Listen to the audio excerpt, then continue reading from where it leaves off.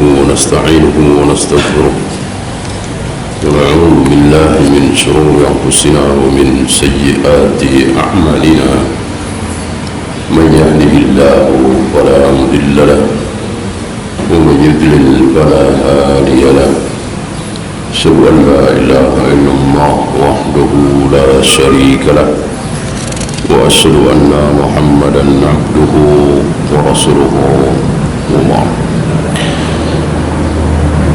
Kita melanjutkan kisah Mu'adz ketika beliau dibonceng oleh Nabi sallallahu alaihi wasallam. Lalu Nabi bertanya kepada Mu'adz, "Atadri ma haqqullahi 'alal ibad?" Wahai Mu'adz, tahukah engkau apa hak Allah terhadap hamba dan apa hak hamba terhadap Allah? Dua-duanya sudah dijelaskan oleh Nabi sallallahu alaihi wasallam, dan inilah keutamaan at-tauhid. Tidak ada yang lebih utama di dalam agama ini melebihi tauhid. Maka para dai, para ustaz tidak boleh bosan, tidak boleh mengikuti kemauan mad'u, tidak boleh mengikuti keinginan masyarakat. Masyarakat orang awam akan mengatakan tauhid mulu, bosan. Memang nggak ada topik lain. Ekonomi umat, persatuan Islam, kejayaan Islam, ekonomi syariah, ini yang diminati, yang digemari oleh masyarakat karena kelihatan, langsung bisa dipraktekkan. Adapun tauhid tidak. Antum lihat ada dua orang muslim duduk berendeng, yang satu bertauhid, yang satu syirik. Ada bedanya?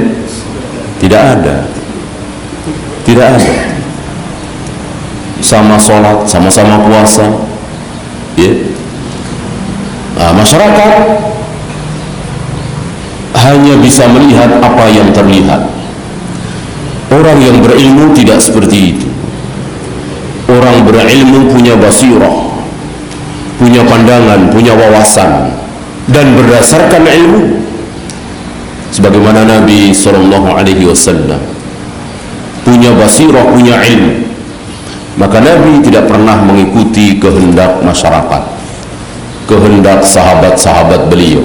Kalau sudah ada ilmunya, seluruh sahabat gregetan. Pengen apa? Pengen perang saja. Menjelang ketika peristiwa Bai'atul Ridwan, semua sahabat, apalagi Umar. Tapi Nabi punya ilmu, punya basirah, jangan, ya. Sampai Umar bertanya, "Bukankah engkau Rasulullah?" Ya. "Bukankah engkau bermimpi masuk ke Mekah dengan menggunduli rambut tahallul?" Kata Nabi, "Ya." "Bukankah mimpi seorang Nabi adalah wahyu? Kenapa enggak jadi kenyataan?" Nah, Nabi menjawab, "Tidak ada keterangan dari Allah bahwa mimpiku akan terlaksana tahun ini. Bisa tahun depan." Karena memang dalam perjanjian itu, tahun ini kaum muslimin harus kembali ke Madinah, tidak boleh masuk Mekah. Boleh masuk Mekah kapan? Tahun depan, ya. Umar bertanya, "Bukankah kalau kita mati masuk surga?" Nabi menjawab, "Iya." "Bukankah kalau mereka dalam perang ini mati, mereka masuk neraka?" Orang-orang kafir Quraisy itu. Nabi menjawab, "Iya, memang benar." Ya. Tapi Nabi mengatakan, "Kita pulang, kita tidak usah perang." Ya, inilah Nabi sallallahu alaihi wasallam mengajarkan kepada para sahabat untuk taat dengan ahli ilmu, mengikuti keputusan ahli ilmu, jangan dengan hawa nafsu. Ya. Maka biarkan para dai, para ustadz untuk berdakwah ini, berdakwah itu, tema ini, tema itu, biarkan. Jangan diatur-atur oleh panitia, jangan diatur-atur oleh pengurus, tidak boleh. Yang punya ilmu, para asatidzah, para dai yang mengatur, jangan yang diatur. Ya. Lihat Nabi SAW mendakwahkan tauhid dan terus hak hamba terhadap Allah, hak Allah terhadap hamba. Kita lanjutkan. Afala ubashirun nas. Kalimat, bolehkah aku sampaikan kabar gembira ini kepada manusia? Nabi menjawab, apa kemarin? Nabi menjawab, boleh apa tidak? Jangan, tidak boleh. Berarti Nabi melarang Mu'adz menyampaikan kabar gembira itu, bahwa siapapun yang bertauhid pasti akan masuk surga, walaupun dia berzina, walaupun dia mencuri, walaupun dia berjudi, walaupun dia minum khamar.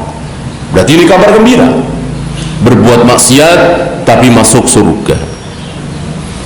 Bolehkah ini aku sampaikan, kabar gembira ini aku sampaikan kepada yang lain? Nabi menjawab, jangan. Ya. Timbul pertanyaan apa kemarin? Kenapa Mu'adz menyampaikan juga? Padahal kan dilarang. Kalau tidak disampaikan, tentu tidak akan sampai kepada Imam Bukhari. Yang menulisnya di sini tidak akan sampai kepada kita semua. Tapi kenapa sampai? Berarti Mu'adz mengkhianati Nabi, kan begitu akhirnya. Berarti Mu'adz tidak taat kepada Nabi. Nabi mengatakan jangan sampaikan, Mu'adz sampaikan juga. Disinilah muncul kaidah al-hukmu taduru bil illah. Hukum yang ada ilatnya, apabila ilat itu hilang, maka hukum itu ikut hilang. Sebuah larangan, apabila larangan itu ada ilatnya, ada alasannya, ketika alasan itu hilang, maka larangan pun hilang. Ya. Begitu juga perintah. Ketika perintah itu mengandung ilat, maka ketika ilat itu hilang, perintah itu pun hilang.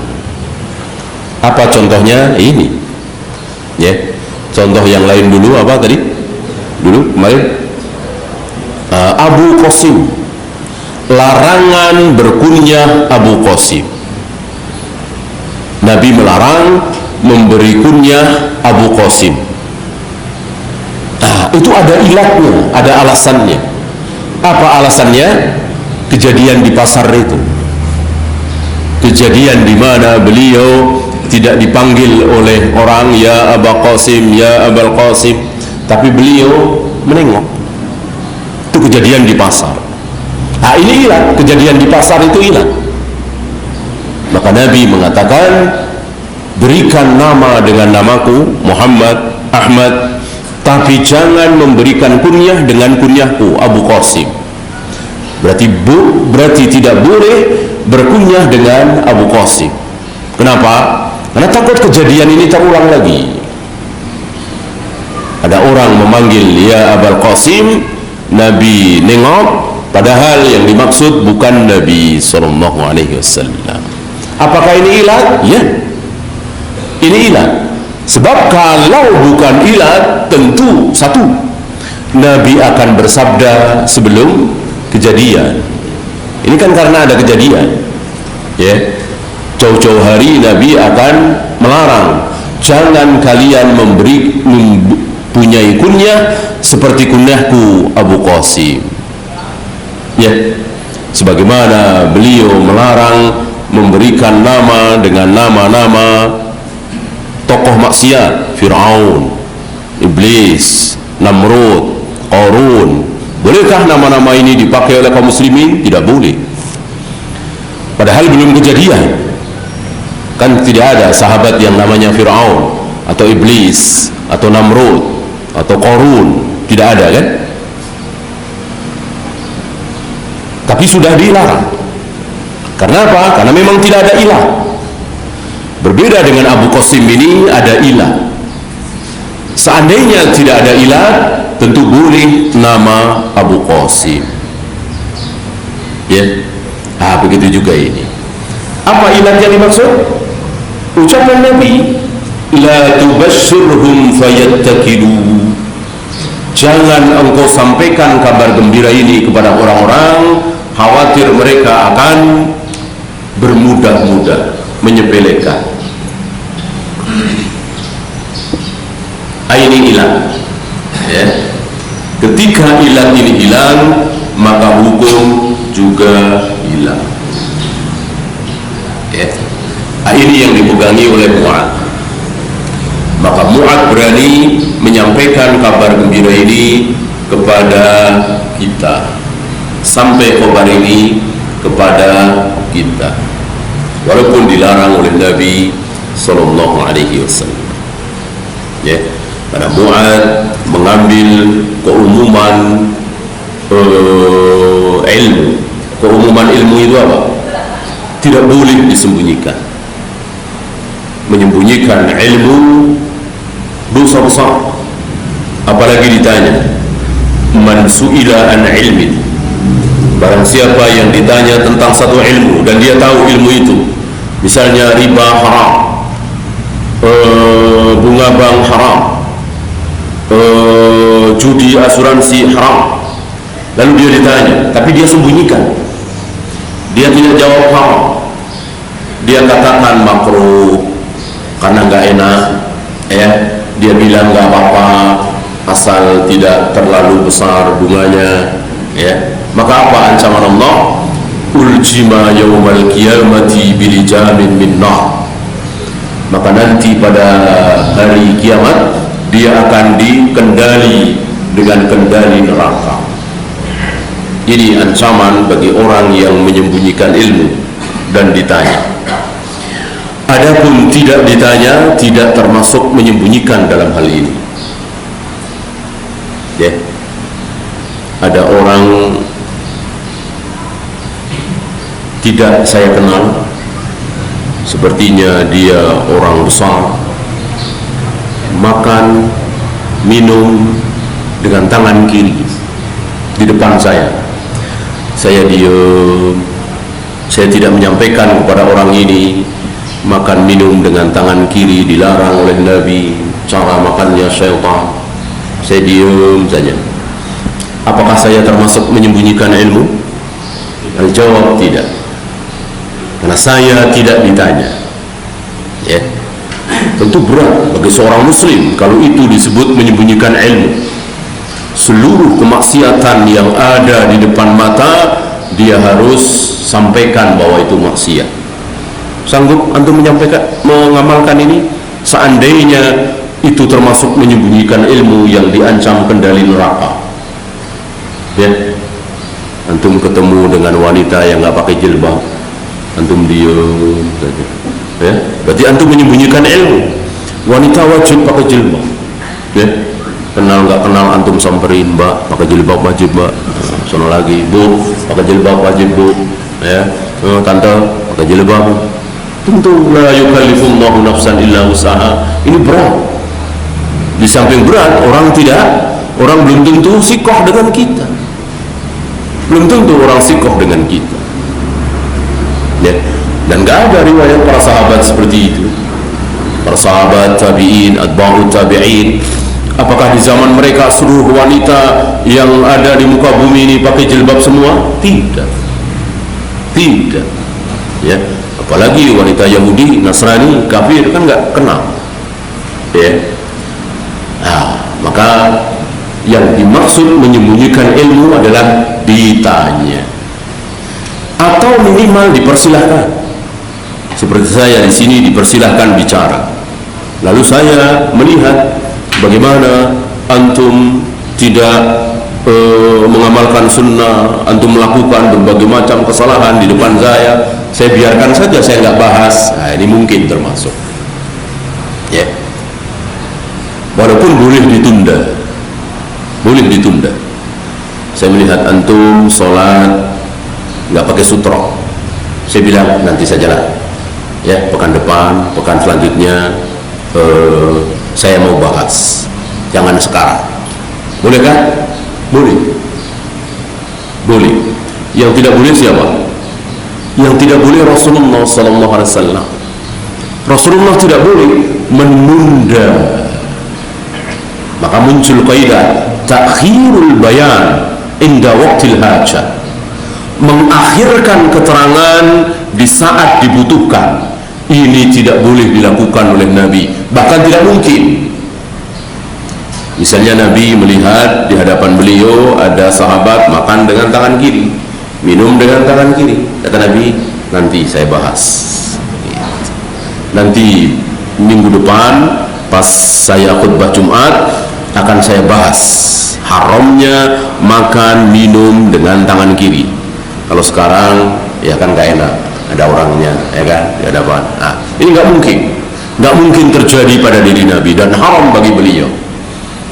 Ketika melihat kemaksiatan lalu beliau diam, bahkan bukan diam tapi menunda, nanti saja, ya. Oleh karena itu ketika Ibnu Lutbiyah datang kepada Nabi dengan membawa 2 bungkusan, Ibnu Lutbiyah adalah petugas zakat Nabi. Ibnu Lutbiyah datang kepada Nabi dengan membawa 2 bungkusan. Dia mengatakan, ya Rasul, ini harta zakat yang aku kumpulkan dari kaum muslimin. Nabi nanya, yang itu? Yang ini hadiah orang-orang kepada saya. Ketika saya memungut zakat, orang kasih hadiah kepadaku, 1 dinar, 2 dinar, 3 dinar, ya. Nah, saya kumpulkan ini. Nabi langsung ke mimbar, walaupun tidak di hadapan Ibnu Lutbiyah, tapi langsung. Mungkin waktu itu waktu memungkinkan, atau menjelang khutbah atau apa, ya, langsung, tidak ditunda walaupun pindah tempat. Beliau berbicara di atas mimbar. Beliau sampaikan kepada semua orang yang ada di situ, termasuk Ibnu Lutbiyah, bahwa jika dia duduk-duduk di rumah, mungkinkah ada yang memberikan hadiah kepada dia? Ini istifham lil inkar, pertanyaan yang tidak butuh jawaban, artinya mengingkari. Maka pegawai penguasa, pegawai pemerintah tidak boleh menerima hadiah dari masyarakat sehubungan dengan pekerjaannya, ya. Inilah Nabi SAW, tidak boleh menunda. Adapun kita boleh menunda seperti itu, boleh.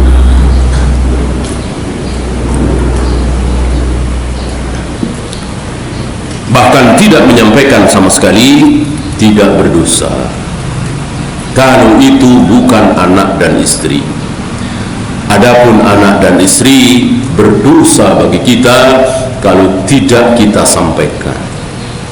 Anak kita makan minum dengan tangan kiri, kita diam saja, berdosa. Anak istri kita tidak sholat, kita diam saja, kita berdosa. Anak istri kita tidak menutup aurat, kita diam saja, kita berdosa. Tapi tetangga, keluarga, teman tidak berdosa.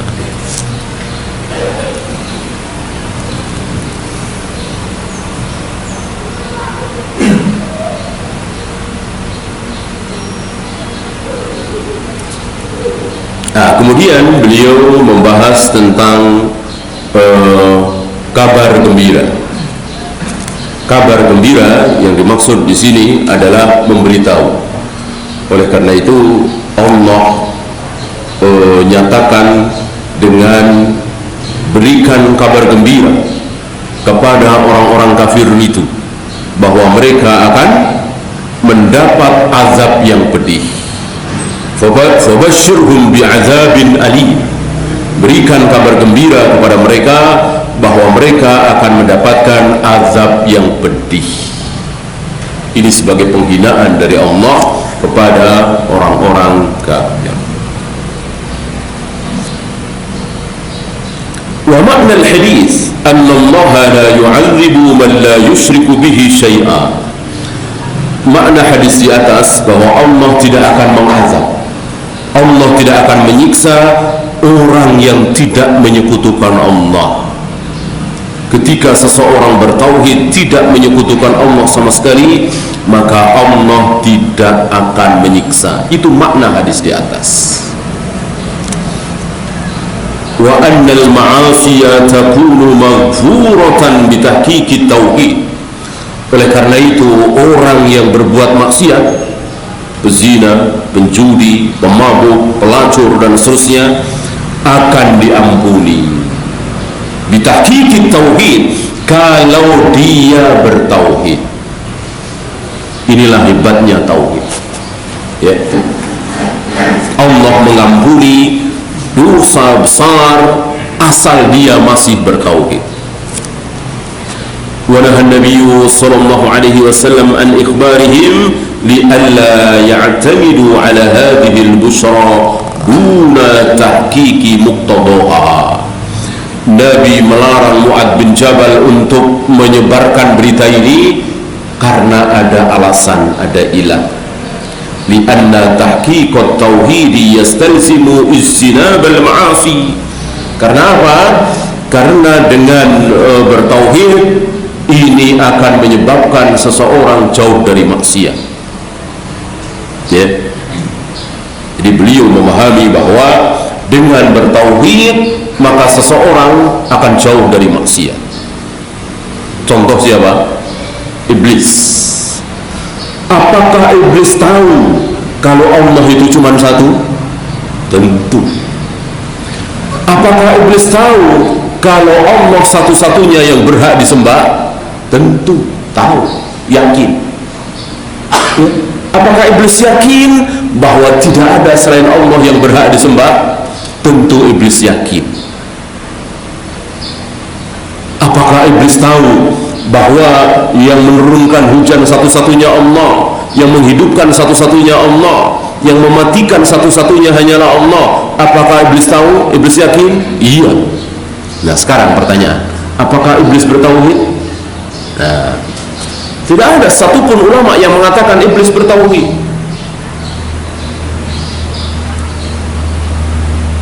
Tidak ada, ya.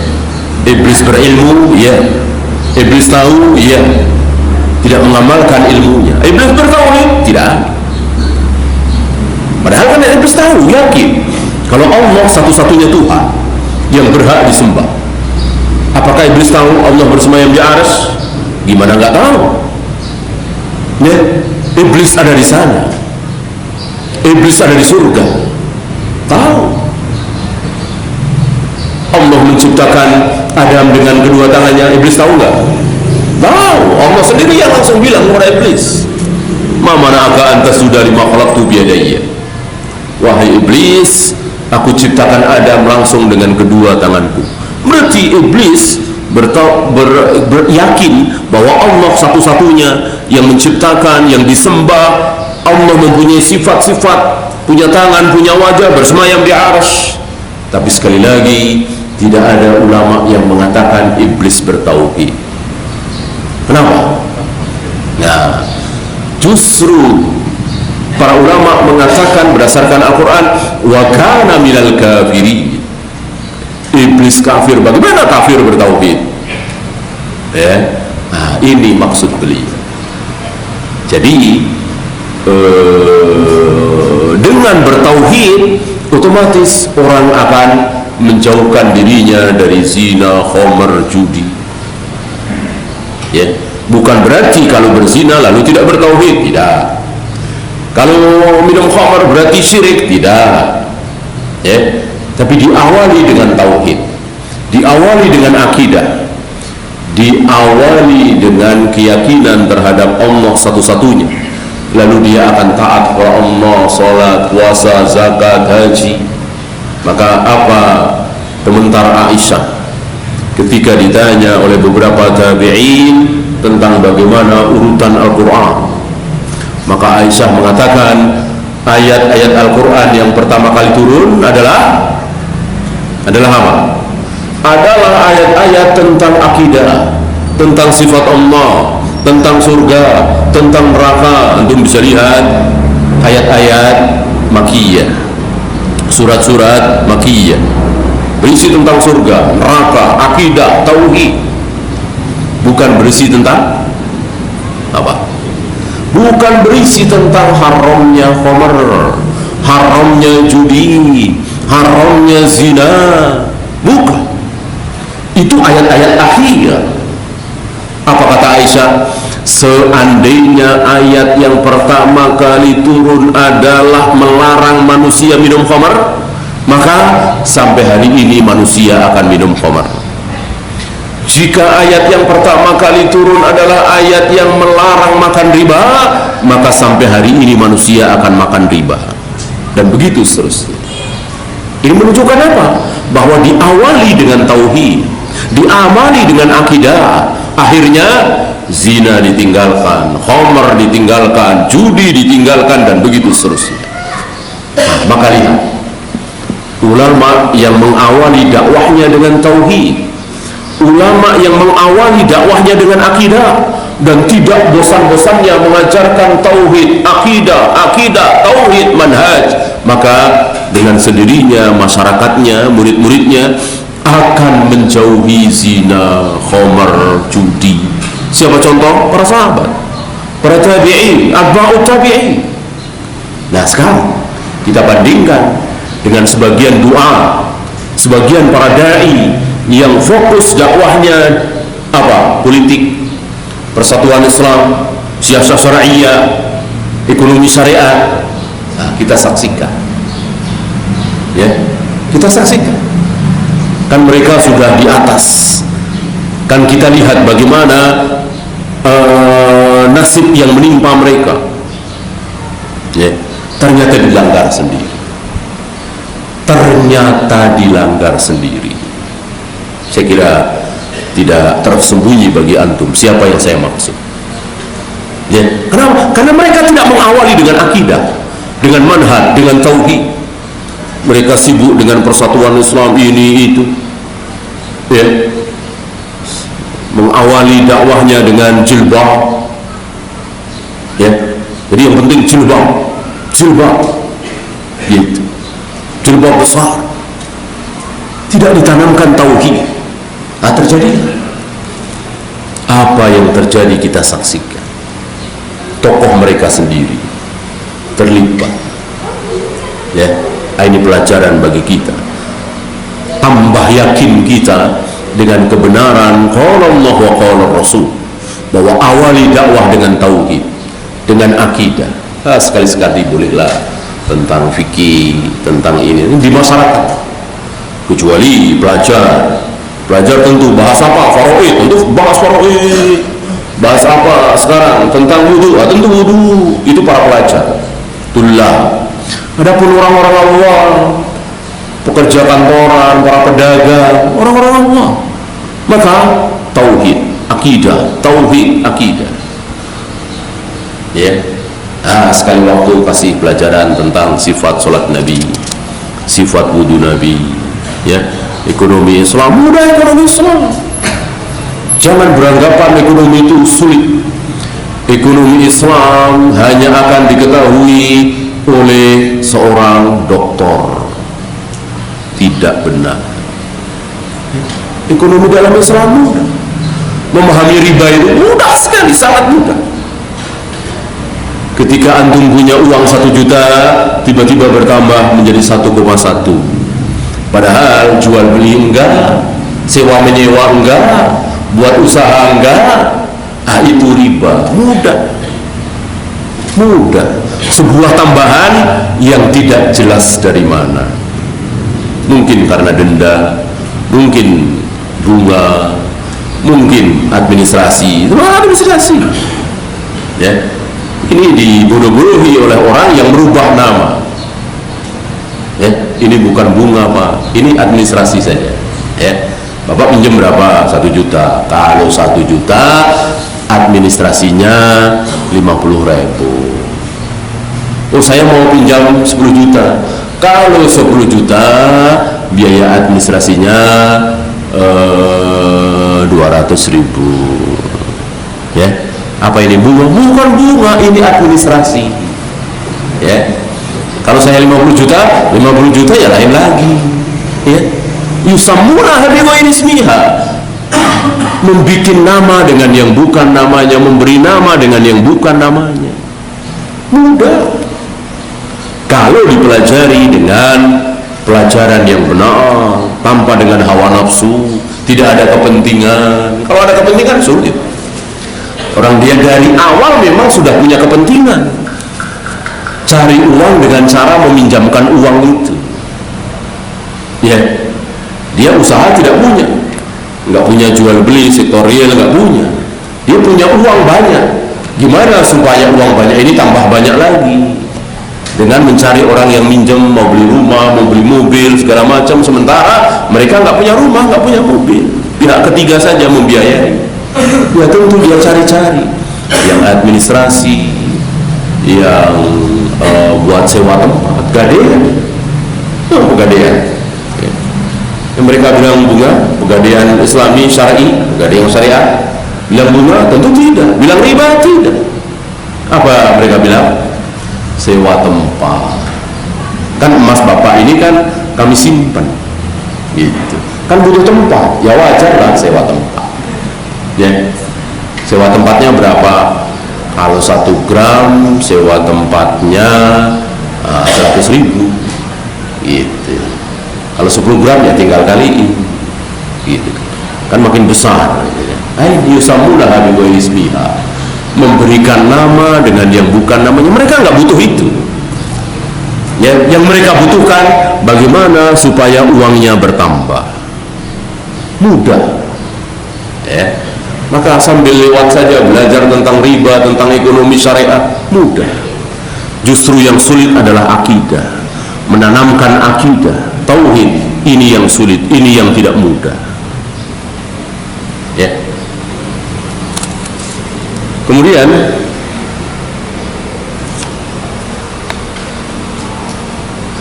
lianna tahqiqat tauhid yastalzimu istinab al-ma'asi, mewujudkan tauhid dalam diri kita ini otomatis akan menyebabkan kita jauh dari dosa-dosa dan maksiat. Oleh karena itu Nabi tidak putus asa mendengar ada orang yang sholat tetapi masih berbohong, masih suka mencuri. Berawal dengan akidah, lalu sholat, maka akan berakhir dengan akhlak yang baik.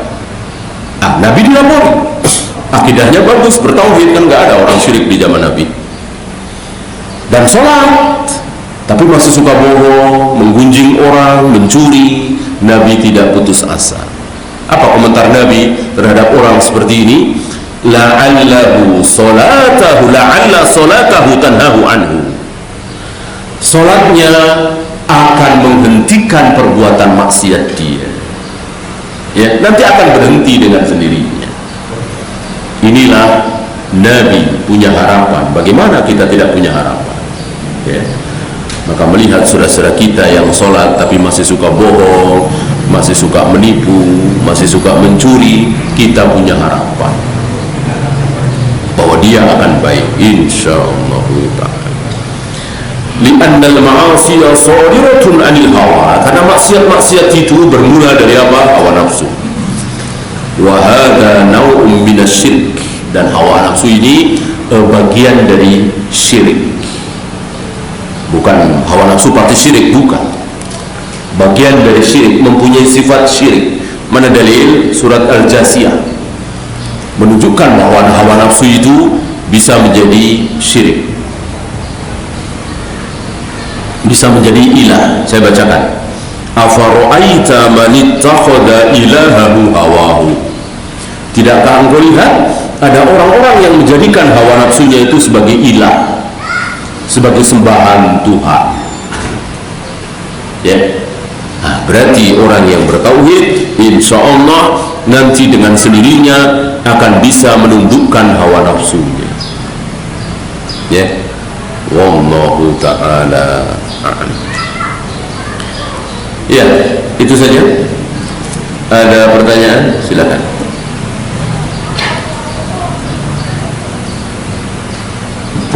Silakan kalau ada pertanyaan. Ustaz, mengenai hilal tadi Ustaz, kalau misalkan seperti babi itu Ustaz, itu kan haram Ustaz. Kalau ada ilmu yang bisa menghindari kemadorotan babi, apa akan berubah Ustaz? Apakah kita mendapatkan ilmu dari Allah bahwa haramnya babi itu karena sesuatu? Kalau Allah memberitahukan kepada kita bahwa babi itu haram karena sesuatu, mengandung cacing pita misalnya, tentu. Mana ada keterangan dari Allah bahwa babi itu haram karena mengandung cacing pita? Ya, berarti mengatakan bahwa ini ilat tidak sembarangan. Ya, dan umumnya sudah diketahui oleh para sahabat. Ya. Nabi tidak sholat setiap malam berjamaah sholat tarawih di bulan Ramadan. Kenapa? Nah, ini ada ilat. Makanya diketahui oleh para sahabat. Ini ada ilatnya. Nah, ketika Nabi wafat, ilat itu hilang. Maka para sahabat sepakat diawali oleh Sayyidina Umar untuk sholat tarawih setiap malam di bulan Ramadan. Padahal Nabi tidak pernah contohkan. Nabi berjamaah sholat tarawih cuma 2 kali, 3 kali. Ya, kenapa? Karena ada ilatnya. Sebetulnya Nabi ingin tiap malam, kan pahalanya besar sekali. Wa baqiya bi lailatin, seperti sholat sepanjang malam kan besar sekali. Tapi Nabi tidak lakukan karena ada ilat. Nah, setelah Nabi wafat, ilat itu hilang. Apa ilatnya? Masih ingat? Takut nanti menjadi wajib. Takut nanti Allah mewajibkan sholat berjamaah tarawih, berat sekali. Ketika Nabi wafat, mungkinkah sholat tarawih menjadi wajib? Nggak mungkin. Perubahan hukum dari tidak wajib menjadi wajib, dari wajib menjadi tidak wajib, jadi haram menjadi tidak haram, itu hanya dimungkinkan ketika Nabi masih hidup. Ketika Nabi sudah wafat, tidak mungkin ada perubahan. Yang haram akan terus haram sampai hari kiamat, yang wajib akan terus wajib sampai hari kiamat. Kalau Nabi sudah wafat, oleh karena itu ketakutan ini hilang, alasan itu hilang.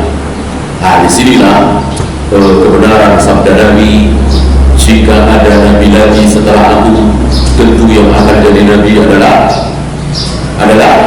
siapa? Jika ada Nabi lagi setelah aku, maka yang akan jadi Nabi adalah Umar. Maka Umar menetapkan ijtihad itu, menunjukkan luar biasa ilmunya. Ya, nah, bagaimana berarti? Tidak ada keterangan. Ya, maka seandainya ada teknologi yang bisa menghilangkan cacing pita di babi, tetap saja babi haram. Ya, nah, termasuk teknologi sederhana apa? Payung. Dengan adanya payung, apakah berjamaah ke masjid menjadi wajib ketika hujan karena sudah ditemukan payung? Tetap tidak. Ya, apapun keadaannya, ketika hujan maka kita boleh sholat di rumah walaupun terdengar azan. Kalau gerimis, Gerimis, hujan apa bedanya? Ya? Hujan itu kan turunnya air dari langit, bisa besar, bisa sedang, bisa kecil, bisa rintik-rintik. Ya, bagian dari rusak, bukannya wajib di rumah, bukan, boleh aja boleh. Ya, gerimis nih, ya gerimis kan kita nggak tahu, habis gerimis hujan ya kan, daripada repot ya udah sholat di rumah, boleh kan? Boleh. Ilmu itu. Ya, Allah senang kalau kita mengambil rukhsah. Allah senang. Walaupun kita ke Mesir boleh-boleh saja, tapi Allah senang kalau rukhsah itu kita ambil. Ya. Wow. Silakan. Mengenai nikah mut'ah, mungkin bagaimana saya jelaskan dari proses hukumnya sampai nikah. Apa? Nikah? Nikah mut'ah. Zaman Rasulullah kemudian sampai sejarahnya sekarang itu. Oh, tapi antum tahu ya nikah mut'ah itu apa, tahu ya? Ya, sekilas. Nikah untuk jangka waktu. Takutnya antum nggak tahu karena antum mau daftar nikah mut'ah. Nanti antum harus tahu ya. Nikah mut'ah adalah nikah untuk jangka waktu tertentu, ya, dan diketahui oleh kedua belah pihak. Pihak laki-laki tahu, pihak perempuan tahu, sudah sepakat bahwa kita nikah ini sebulan saja. Kalau bulan ini berakhir, sekarang tanggal 1, nanti begitu tanggal 30, masuk tanggal 1 bulan berikutnya, kita sudah bukan suami istri lagi, dan nggak ada istilah cerai, udah otomatis. Ya, itu nikah mut'ah. Atau bisa semalam saja. Ya, banyak khobar datang kepada kita di Iran, itu ada tempat khusus untuk nikah mut'ah. Berapa? 1 malam. Gitu, 1 malam saja. Ya, biasa saja. Kasih tempat. Ya, kalau mereka menunjukkan bahwa kesalahan itu akan diketahui oleh fitrah. Nah, ini luar biasa. Salah satu bukti kasih sayang Allah kepada hamba. Banyak sekali kesalahan-kesalahan yang akan diketahui oleh fitrah. Tidak usah pakai ilmu, pakai fitrah manusia. Ya, buktinya apa? Tempat-tempat nikah mut'ah yang semalam 2 malam itu dibikin apa? Gelap, ramah-ramah. Nah, apa bedanya dengan komplek pelacuran? Kan yang datang ke situ malu, yang datang ke situ malu, ya. Dan mereka banyak nggak saling kenal. Gitu. Nah, tidak jarang mereka itu memberi kenang-kenangan. Kan nggak akan ketemu lagi, kasih kenang-kenangan, cincin. Nah, itu terjadi. Nah, ternyata pulang ke rumah melihat adiknya pakai cincin itu. Nah, adiknya, ini kisah. Allah alam tentang kebenaran. Ini bukti saja bahwa nikah mut'ah betul-betul maksiat. Dan itu pernah terjadi di zaman Nabi, dan Allah memberi itu. Setelah itu Allah larang, setelah kejadian perang Hunain dilarang, dan tentu haram bagi zina sampai hari kiamat. Ya,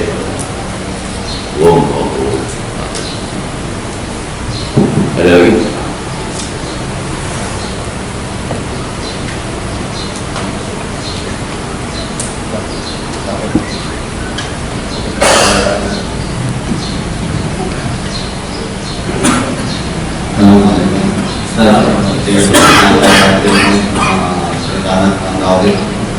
Dan itu membuat yang kita sampaikan seseorang itu dia marah gitu.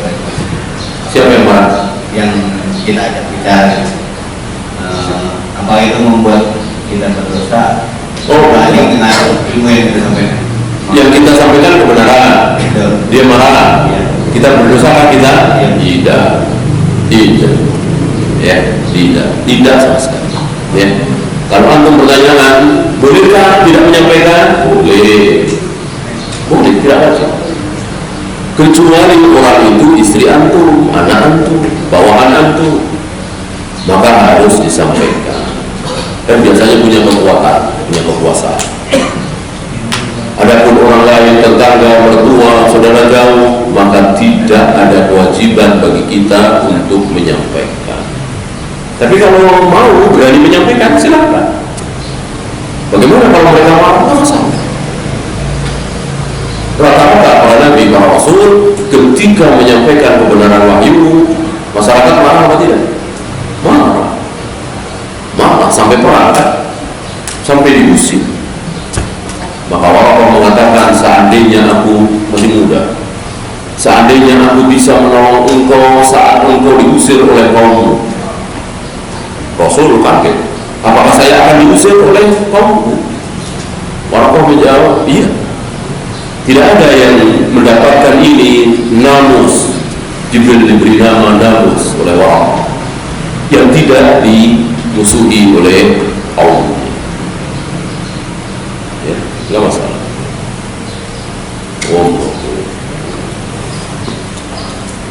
Dan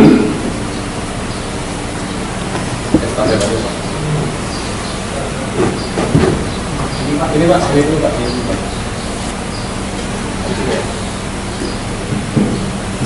Terkait bisa jelaskan dengan banyak paket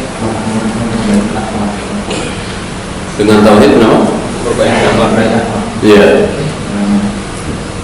Saya pernah dengar dari Rasulullah SAW yang sangat ketika kita belum mencarikan jodoh seseorang dan tidak menjodoh anak perempuan kita, carilah laki-laki yang baik akhlak dan kesabaran. Apakah akhlak dan agama itu berdiri sendiri atau saling terkait? Karena ada juga seorang itu yang akhlaknya bagus tapi agamanya bagus. Sebaliknya ada yang seorang yang agamanya bagus tapi akhlaknya bagus. Iya, saling terkait. Cuman kan tidak sekejap mata ya. Ketika seseorang tauhidnya baik, sudah belajar tauhid setengah bulan, otomatis alatnya jadi baik. Kan tidak seperti itu. Butuh waktu berbulan, bertahun, puluhan tahun. Tapi harus ada harapan. Ketika seseorang tauhidnya bagus, akidahnya bagus, insya Allah ada harapan. Mungkinkah ada orang yang bertauhid tapi masih suka mencuri, masih suka menggunjing, masih suka pacaran? Tentu mungkin. Kan tadi butuh proses. Dan tauhid kan tidak berada dalam satu level kan? Keimanan tidak berada dalam satu level. Nggak usah jauh-jauh Abu Bakar dengan Umar, selevel nggak imannya? Tentu tidak. Itu Abu Bakar dengan Umar. Apalagi Abu Bakar dengan Ali, Abu Bakar dengan Imam Syafi'i, apalagi Abu Bakar dengan kita, lebih jauh lagi level. Ya, nah, maka tidak boleh disimpulkan ketika kita mencari jodoh, misalnya cukup tauhidnya baik, otomatis dan akhlaknya baik. Tidak semudah itu. Untuk waktu, ada proses. Ya, ada lagi? Silakan. Assalamualaikum warahmatullahi wabarakatuh. Assalamualaikum. Dan tentang ilat itu apakah harus diucapkan oleh Nabi ya? Sebelumnya, apakah mungkin dengan perkembangan waktu bisa ketahuan ilatnya apa? Bagaimana contohnya itu menurut guru besar Yai Wali Songo itu ya, tentang homoseksual sekarang itu halal karena apa? Dulu ketika Nabi itu kalau itu diharapkan maka umat manusia akan punah gitu. Sekarang kan udah nggak punah jadi boleh gitu. Itu katanya gitu ya. Terus yang kedua tentang kamarot dari sumpah. Seandainya seorang bersumpah bahwa dia itu misalnya penjudi ya, kemudian dia berjanji demi Allah dia tidak akan main judi lagi. Kalau dia mau judi lagi, masukkanlah saya menangkap misalnya gitu. Tapi terpengaruh oleh temannya gitu, akhirnya dia main judi lagi. Itu kafaratnya bagaimana? Terus tapi sekarang dia sudah bertobat gitu. Maka perlu kafaratnya ditempuh lagi. Iya, yang pertama itulah orang-orang jahil. Jangankan oleh orang alim, orang awam saja mentertawakan. Ya, nggak usah orang-orang alim, nggak usah ulama, kita aja tertawa mendengar hujah seperti itu. Ya. Bagaimana di zaman Nabi Lut akan punah kalau homo dilarang? Ini kan jahil sekali. Apakah orang homo itu menghasilkan keturunan? Ya, apa ada orang yang homo terus hamil? Ya, homo kan laki-laki sama laki-laki. Hujan yang rapuh sekali. Dan begitulah Allah menyingkapkan tadi, menyesatkan.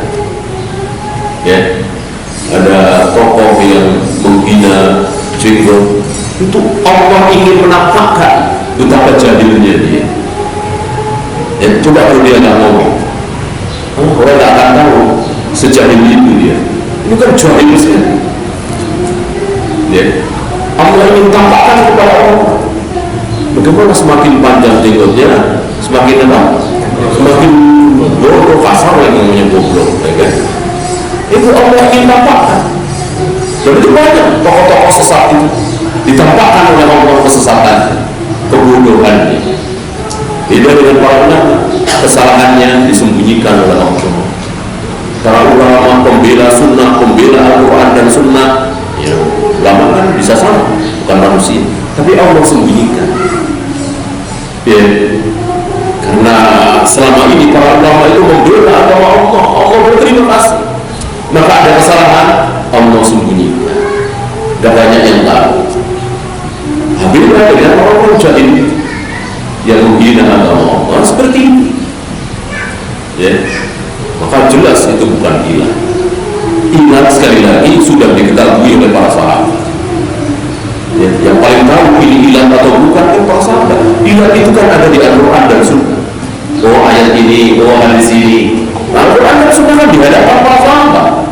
Yang paling paham terhadap Al-Quran dan Sunnah adalah para sahabat. Maka kalau para sahabat mengatakan ini ilah, kita ikut. Para sahabat tidak mengatakan ini, para sahabat mengatakan ini bukan ilah, kita ikut. Mereka jauh lebih tahu dari kita. Jangan kita ngarang sendiri.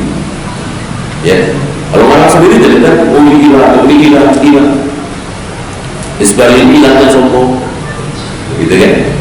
Pakai jilbab itu ilahnya apa? Syahwat. Ya.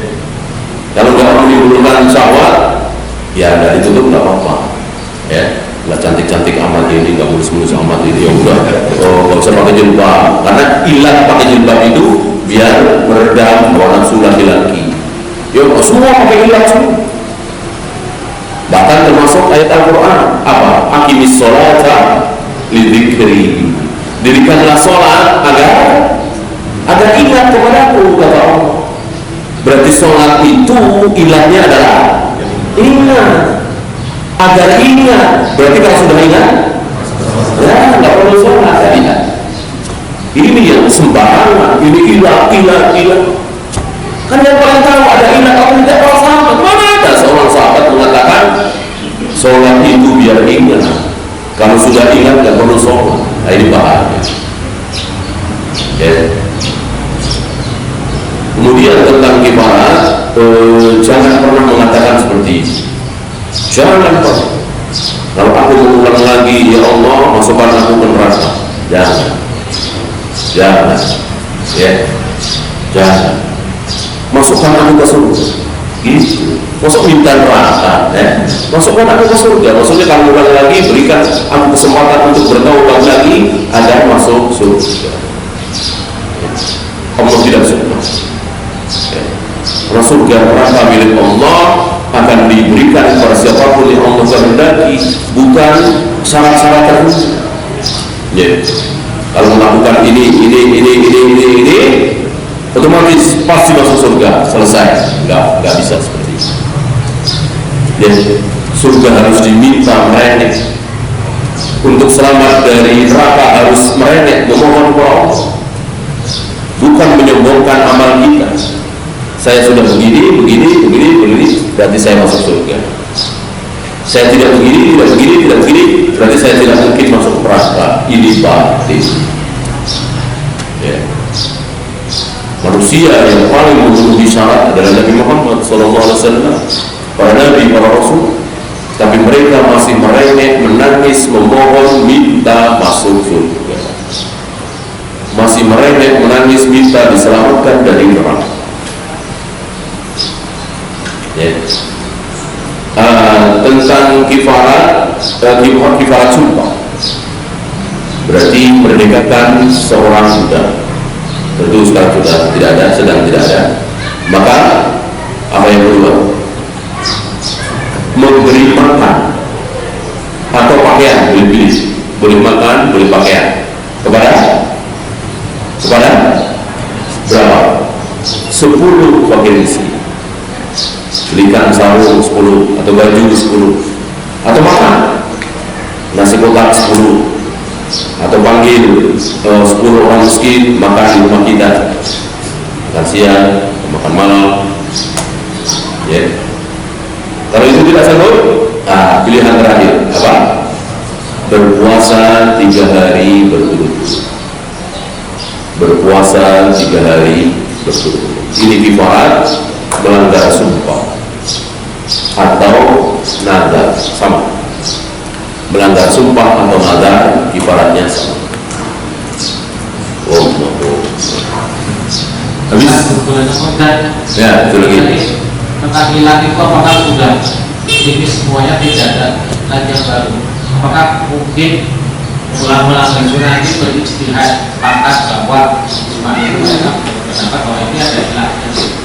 Kalau ada yang baru tentang sebuah dalil, berarti laukana khairan lasabaquna ilaihi batal dalil. Seandainya sesuatu itu benar baik, tentu para sahabat yang mengawali. Nah, ini para sahabat tidak ada yang mengatakan itu hilang. Tiba-tiba kita mengatakan itu hilang, berarti lebih pintar dari sahabat, tidak mungkin. Yes. Jadi berhenti pada para sahabat. Apakah para sahabat menganggap itu hilang? Kalau iya, iya. Kalau tidak, ya. Ya. Iya. Waktu habis, kita akhiri. Subhanallahumma bihamdika asyhadu an la ilaha illa anta astaghfiruka wa atubu ilaik. Assalamualaikum warahmatullahi wabarakatuh.